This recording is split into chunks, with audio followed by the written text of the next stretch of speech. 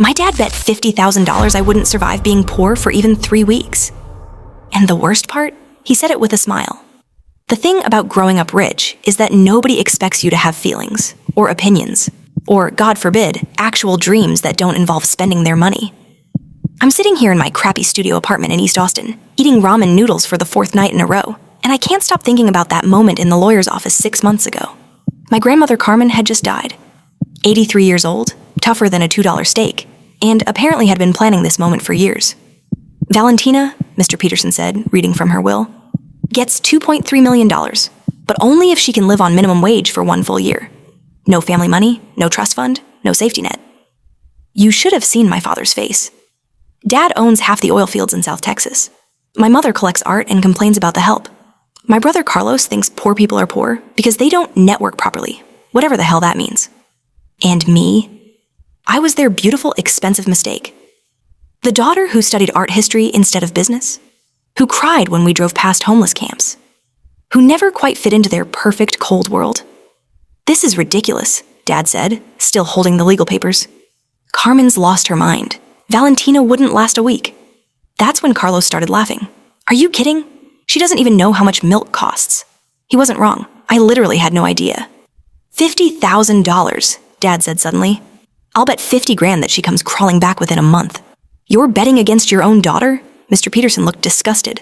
I'm betting on reality, Dad replied. My mother, who hadn't looked up from her phone once during this entire conversation, finally spoke. Make it 3 weeks. She won't last 3 weeks.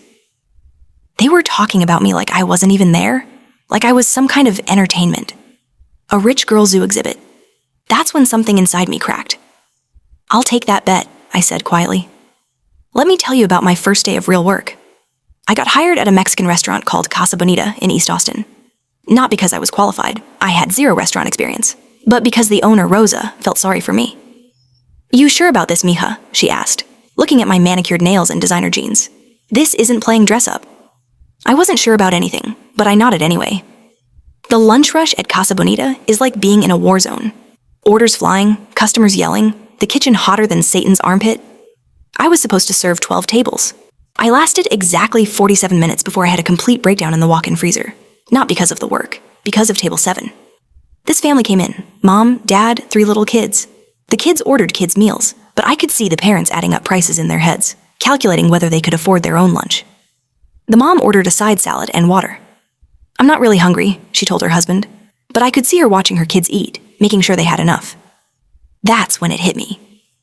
These people were doing math in their heads that I'd never had to do in my entire life. They were choosing between their own hunger and their children's full bellies. I've been to restaurants where a single bottle of wine costs more than this family's entire meal. I ran to the freezer and just sobbed, like ugly crying. Because for the first time in my 28 years, I was seeing how most people actually live. Rosa found me 10 minutes later, mascara all over my face, hyperventilating between the frozen tamales. First day's always hard, she said, not unkindly. I don't think I can do this, I whispered. Course you can't, she said. Rich girls never can. Question is, you gonna be a rich girl or you gonna be Valentina? I wiped my face with a dirty apron and went back to work. My family started sabotaging me in week 2. Carlos would drive by my apartment building, taking pictures of me carrying grocery bags like I was some kind of criminal. Mom hired a blogger to write about my poverty tourism stunt. The article made me sound like I was mocking poor people for Instagram likes. The worst part? They weren't entirely wrong. I did start posting about this on TikTok, partly because I needed someone to witness what was happening to me, and partly because, honestly, it was the only thing keeping me sane. My videos were disasters. Day 5, burned mac and cheese. Didn't know you could burn mac and cheese. Day 12, spent 40 minutes looking for my car before remembering I take the bus now. Day 18, cried because a customer yelled at me for bringing the wrong sauce. My feet hurt so bad I can't walk straight.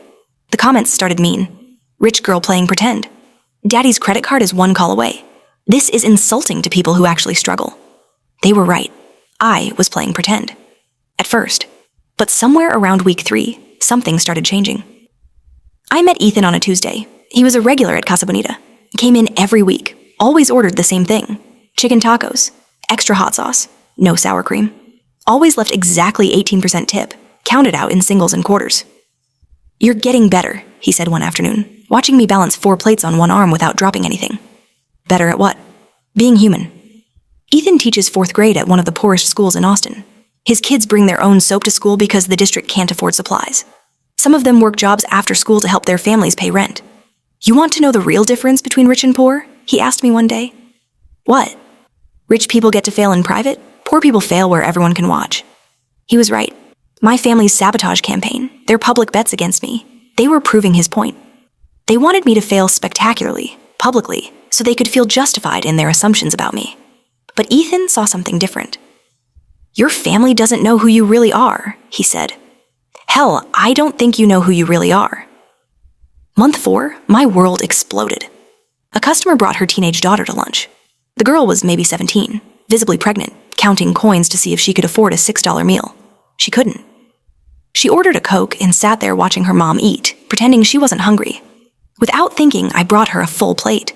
Kitchen made an extra by mistake, I lied. You'd be helping me out by eating it. The girl started crying. Thank you, she whispered. I haven't eaten since yesterday morning. Rosa saw the whole thing. After they left, she pulled me aside. That girl works at the H-E-B where you shop, she said. She recognized you, knows about your TikTok, your rich family, all of it. Oh, but you know what she told me? She said you looked her in the eyes like she was a real person, not a charity case, not entertainment, a real person who was hungry. That night, I started a GoFundMe for pregnant teenagers who needed help. Not from my TikTok account, just shared it locally, quietly. We raised $3,400 in 2 weeks. Ethan helped me find 3 girls who needed baby supplies, rent money, groceries. We bought car seats and diapers and formula. No cameras, no social media posts. Just helping. This is who you actually are, Ethan told me. Your family never met this person. Month 7, everything went viral. A food blogger came to review Casa Bonita and recognized me. Instead of writing about rich girl slumming it, she wrote about what she witnessed during the dinner rush. Valentina Blackwood has been working here for 7 months, she wrote. I watched her handle a rush that would break most people. She knows every regular customer's story, helped train 2 new servers, and stayed 3 hours past her shift to help a coworker whose car broke down. Whatever this started as, it's become real. Suddenly, I had 200,000 TikTok followers. CNN wanted interviews. Documentary filmmakers were calling. All of which I had to turn down because they involved payment, which would violate my grandmother's conditions. But the attention meant something else. My family's sabotage campaign backfired. Instead of looking like a spoiled girl playing dress-up, I looked like someone trying to change. Because I was changing. Month 11, the real test came. Ethan's school was closing. Budget cuts. His kids, 28 4th graders who'd been through 3 schools already because of district politics, would be scattered again. There's nothing we can do, Ethan said, heartbroken. We need $50,000 to keep the school open through the end of the year. I had a trust fund that could solve this problem with 1 phone call. But using that money meant losing everything. The inheritance. The year of growth. The person I'd become. What if we organized a fundraiser? I said. We launched Save Lincoln Elementary on every platform. I used my accidental fame. Ethan organized parents. Rosa donated weekend profits from the restaurant. In 3 weeks, we raised $67,000. The school stayed open. Ethan kept his job. His kids kept their community. And I learned something my family never understood. Real wealth isn't what you have. It's what you can build. Day 365. 1 full year. I walked into the lawyer's office wearing my Casa Bonita uniform. I'd worked a double the night before because Rosa's daughter had a recital, and she needed coverage. My family was waiting. Dad looked older. Mom looked annoyed. Carlos and my sister Elena seemed smaller somehow. Congratulations, Miss Blackwood, Mr. Peterson said. You've fulfilled all conditions. The inheritance is yours. Silence. Then Dad exploded. This whole year has been a circus. Our family name dragged through social media, reporters calling constantly. Your stock price is up 32% this year, I interrupted. What? Blackwood Energy, your stock price. It's up 32% since my story went viral. Turns out having a family member who actually cares about regular people is good for business. Elena leaned forward. So what now? You coming back to your real life? I looked around the room at these people who'd spent a year betting against me, hiring investigators to catch me failing, trying to destroy what I was building. I'm keeping my job, I said. Rosa's promoting me to manager. Ethan and I are opening a nonprofit for underfunded schools. And I'm staying in East Austin. Mom spoke for the first time. And us? You can be part of my life when you stop treating me like a bet you lost. That was 18 months ago. Today, I'm sitting in my apartment. a real apartment now, 2 bedrooms in the same neighborhood, writing this story. Ethan's in the kitchen making breakfast. We're getting married next month. Small ceremony, just people who actually know us. Casa Bonita is thriving. We've helped keep 4 schools open. My TikTok has 800,000 followers who care more about community organizing than rich girl drama. My family, we have Sunday dinners sometimes. Dad and I are learning to have conversations that don't involve disappointment. Mom still thinks my life is beneath my potential, but she's trying. The real victory isn't the money, though. It's that I wake up every morning knowing exactly who I am. I'm not the rich girl who couldn't survive. I'm not the spoiled princess who needed saving. I'm Valentina Blackwood.